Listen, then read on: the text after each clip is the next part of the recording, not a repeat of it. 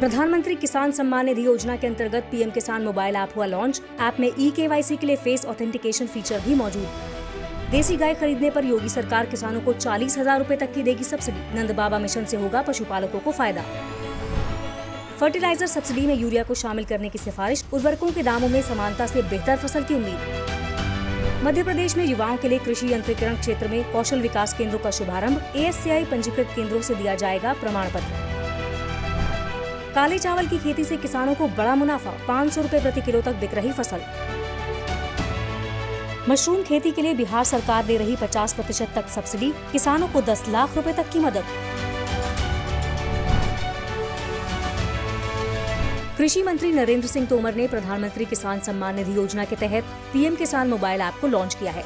इस ऐप से किसान अपने घर पर ही KYC कर सकेंगे और बिना OTP या फिंगरप्रिंट के फेस स्कैन कर प्रधानमंत्री किसान सम्मान निधि योजना के अंतर्गत मिलने वाले लाभ ले सकेंगे। अब तक करीब 11 करोड़ किसानों को पीएम किसान योजना की किश्तें मिली हैं, जिनमें 3 करोड़ महिलाएं शामिल हैं। कृषि क्षेत्र में टेक्नोलॉजी के उपयोग से किसान सरकारी योजनाओं का सरलता से लाभ उठा पा रहे हैं।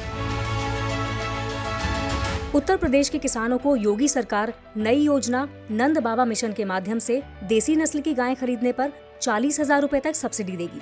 मुख्यमंत्री योगी आदित्यनाथ की इस पहल से प्रदेश में देसी नस्ल की गायों की संख्या में वृद्धि होगी और दूध उत्पादन भी बढ़ेगा, जिससे न केवल किसानों को आर्थिक रूप से लाभ होगा बल्कि ग्रामीण अर्थव्यवस्था को भी मजबूती मिलेगी। साथ ही गायों का 3 साल के लिए बीमा भी किया जाएगा, जिससे किसानों का मानसिक तनाव कम होगा। मूल्य आयोग ने यूरिया को फर्टिलाइजर सब्सिडी में शामिल करने की सिफारिश की है, जिसके बाद यूरिया को अन्य फर्टिलाइजर्स की तरह NBS प्रणाली के जरिए बेचा जाएगा। इस सिफारिश पर अंतिम निर्णय के बाद उर्वरकों के दामों में संतुलन बनाया जा सकेगा और किसान भाई अपनी जमीन का आवश्यकतानुसार संतुलित रूप से उपयोग कर सकेंगे। यूरिया के इस्तेमाल में वृद्धि होने से किसानों की लागत बढ़ रही है और मुनाफे में कमी आ रही है। सरकार इस बात को लेकर चिंतित है और इस समस्या का समाधान निकालने की कोशिश कर रही है। मध्य प्रदेश में युवाओं को कृषि यंत्रीकरण क्षेत्र में कौशल विकास प्रशिक्षण का मौका मिल रहा है। राज्य संचालित कौशल विकास केंद्रों के माध्यम से भोपाल, इंदौर, जबलपुर, ग्वालियर, सतना और सागर में युवाओं को कृषि यंत्रों के संचालन और रखरखाव के लिए प्रशिक्षण दिया जा रहा है। इसके अंतर्गत प्रशिक्षण केंद्रों में ट्रैक्टर सर्विस मैकेनिक और कंबाइन हार्वेस्टर मशीन ऑपरेटर के पाठ्यक्रम शामिल है। प्रशिक्षण में सफलतापूर्वक पाठ्यक्रम पूरा करने वाले युवाओं को भारत सरकार की तरफ से प्रमाण पत्र भी प्रदान किया जाएगा। इस पहल से युवाओं को खुद का व्यवसाय स्थापित करने में सहायता मिलेगी।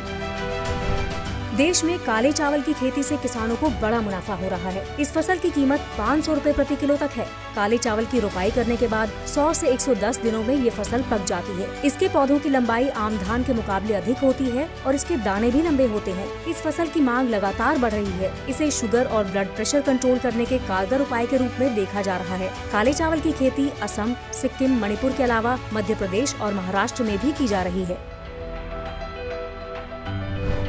बिहार सरकार बागवानी फसलों में मशरूम की खेती को बढ़ावा देने की योजना चला रही है। राज्य सरकार के मुताबिक इस खेती से छोटे और सीमांत किसानों की आय में वृद्धि हो सकती है। मशरूम एक बागवानी फसल है और इसकी खेती में कम लागत लगती है। बिहार में इसके लिए सरकार 50% तक सब्सिडी दे रही है। ये योजना मशरूम स्पॉन और मशरूम कंपोस्ट उत्पादन इकाइयों के लिए लागू है। बिहार मशरूम उत्पादन में पहले नंबर पर है। पिछले साल यहाँ 28,000 टन मशरूम का उत्पादन हुआ था।